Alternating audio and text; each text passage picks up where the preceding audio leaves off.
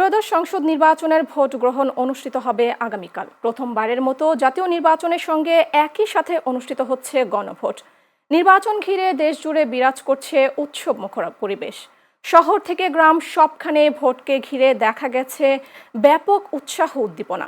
দেশবাসীর দৃষ্টি এখন ভোট গ্রহণ ও পরবর্তী ফলাফলের দিকে। ইতিমধ্যে ব্যালট পেপার ও অন্যান্য নির্বাচনী সরঞ্জাম সংশ্লিষ্ট কেন্দ্রে কেন্দ্রে পৌঁছে দেওয়া হচ্ছে। ভোটারদের নির্বিঘ্নে ভোটাধিকার নিশ্চিত করতে নেওয়া হয়েছে প্রয়োজনীয় নিরাপত্তা ব্যবস্থাও।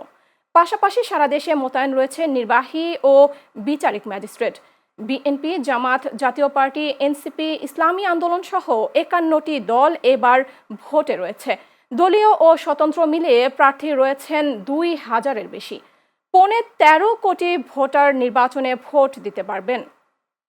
এখন পর্যন্ত নির্বাচনী পরিবেশ বেশ ভালোই লাগছে মনে হচ্ছে। রাজশাহীতে নির্বাচনী পরিবেশ শান্তি এবং সৌহার্দ্যপূর্ণ রয়েছে, তেমন বড় ধরনের কোনো ঘটনা ঘটেনি।